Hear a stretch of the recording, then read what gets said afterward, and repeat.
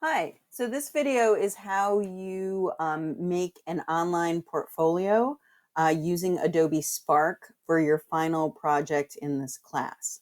So the first thing you need to do is shoot your final project.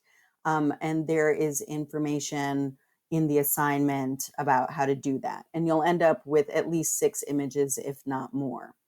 And then the second thing you do is once you've shot all those images is you are going to make a online portfolio that has a couple different components. One is going to be just a selection of 6 or more of your favorite photos that you took for the class during this class. The second thing is your 6 or more images that you took for your final project. And then the third part is a artist statement for your final project.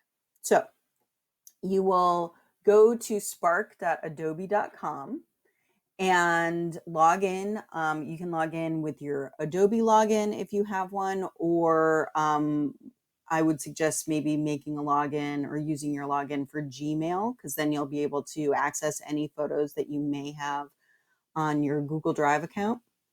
And so once you log in, you will get to something like this. And you want to go up to the left and create project, and you will be creating a web page. So the first thing is what people will see is that they will see a title and a subtitle if you have one, and you can put an image behind it. And so when they first go to your website, this is what they'll see. So let's give it a title. I don't know.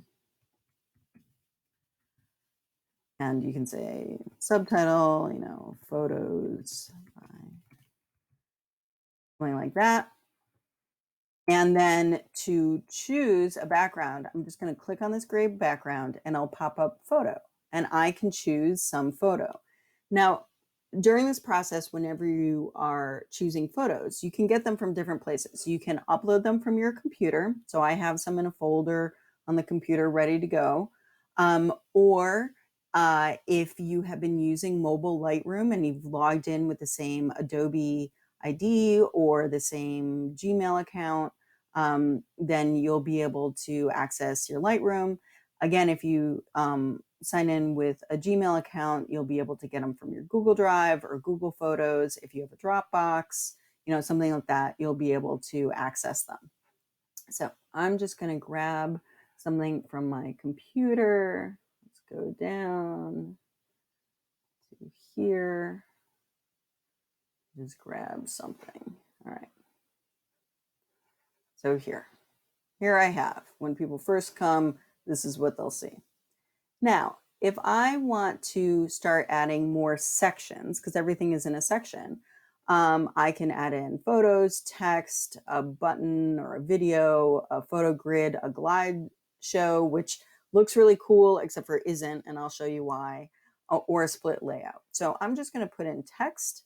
And the first thing, again, that I want you to include is 6 images that you've taken during the semester. So you would say, I don't know, you could call it anything, my best work, or a selection of images or something. Selection, sorry, I don't know how to spell, of my best work, right? And once you start typing, the nice thing is when you click on the words, these things pop up. So if I want to make this into a big headline, I can, or a smaller headline. I can have bullet points or anything like that. I can make it bold if I highlight the whole thing. I can make it bold if I wanted to. Oh, I can't maybe if it's headline. And I can justify it. So actually, I want this centered, just because this is centered. For headlines, centered is fine. If you have a big block of text, you always want to have it be left justified. That's just a graphic design thing. So I have this, but now actually let's put in my work. So I'm going to press the plus button because that allows me to add another section, and I'm going to add in a photo grid. So maybe I'll just grab some portraits that I've taken in the past. I don't know, that one, this one, maybe that one, this one, that one. I like that. Just grab a couple different things. And the nice thing is it'll put it together in a grid and it figures out kind of, which ones to make bigger, which ones to make smaller, though you can override that. So I'll show you that in a second once all of these load. If you have two that you maybe think are too similar next to each other, like she's looking this way, she's looking this way, and there as well, that's the same girl, you can click on these and move them around. So if I wanted to move this around even more to up here, I could.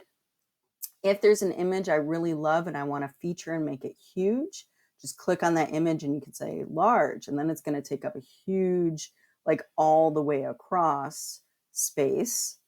If you want to get rid of something, you can trash it. And if you want to replace it with another image, you can click and upload another photo. So let's press save so you can see how this looks. So we've got the top, we've got these images here. All right. So that's where you would put your 6 best images that you had taken all semester long for this class. Then I want you to put in your final project. So let's do plus and then text and say final project. Call it whatever you like, as long as I kind of understand it's your final project. You could add to that or something. Okay, and again, I'm going to center justify that. And now you'll put in your final project. I'm going to use photo grid again, and then I'm going to show you why GlideShow is not quite as nice. So upload some photos. Let me just go to other morning. I took some pictures when it was all misty out. All right, let's just save that. Okay, those are still loading. Okay, so you put in your final picture. You can add a caption to it, the date you took it or anything that you want to add, something small. So I'll say July 2020. And then this final section is where you put in your artist statement. And your artist statement, there's a couple things in the assignment, but I'm asking you, to talk about kind of your idea, like what was your idea, how you go through the process of taking it or the thoughts that you have, how you want people to respond to it, those kind of things. So this, we'll put in some text. This is where you will enter your artist statement. Then it would be much longer, a little paragraph or something. All right, so this would actually basically be, you have your top, you have your selection of work, you have your final project, and you have your artist statement. And that's all you need for this assignment. But let me just show you a couple other options. First of all, you can change the theme. So I could go to themes and, Storybook, and I'll kind of change the font or some other little options. So if I liked how that looked, the background, the whatever, find one that works best for you and for your images. Sometimes it's nicer if you have a lot of light images to have like a dark background, something like that. So that's the first thing. And then the second thing is I wanted to show you why GlideShows, the idea of it sound really cool, but they don't, they're kind of annoying. So if I go to GlideShow and I upload my images, you will see what happens. Let's just add a couple of these. On one hand, they look really cool, but on the other hand, they totally cut off your image. And I will show you how it does that. So we have these images, and let's save it and see like how it's only showing part of the image. And it is cool because you zoom in. Wow, that's a lot of noise on that one. You zoom in, and you can even, it's kind of cool because, yeah, you can like put a caption here.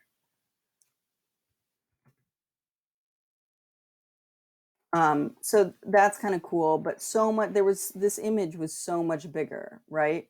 Or like here, or let's go to this one, or do I have a vertical one? So this one, like so much is cut off. Now it is true, I could actually put the image within the image. So if I went here and picked this, then I could actually put the image within the image. And so that way they would see the zoomed in and it would have this kind of movement to it, but you would also get to see the whole image. If you ever want to see what this website will look like to someone looking at it, you can go up to the top and pick preview. And so once it loads, we can see what it would look like to someone visiting it. So go up to the top. So to someone visiting it, this is what it would look like, my work, and then you have the grid. And it's kind of nice because on the grid, if someone wanted to see something bigger, they can. And it looks really nice on a phone as well, on your final project and your artist statement. And this is what the glide show would look like. Again, it does look cool, but you can't see the whole image unless you do something like this and insert the image within it. To get out of the preview, just go to the upper right and exit out. There is one more option. You can do a split layout. So this is kind of nice. Like you could do this for your final project if you wanted to say something about each of your images. So if you wanted to add an image, and then, oh, that one does cut it off though. So it works better for horizontal images, better than vertical images. Then what you could do over here is do text and say, I took this one morning when I woke up to mist outside my window. And so if you want to do your final project where you're commenting on each one or kind of breaking up your artist statement and putting it alongside the image, that's fine too. You can play around with it. When you're done, and this is the most important part, you need to share it. So you go up to share and say publish and share link. Pick a category, education, photography, something like that. You don't have to have it be featured on the Adobe Spark website. So if you want some privacy, just turn that off. And you can create a link. So it creates a link for you. This is what you're going to share in class so everybody can see it.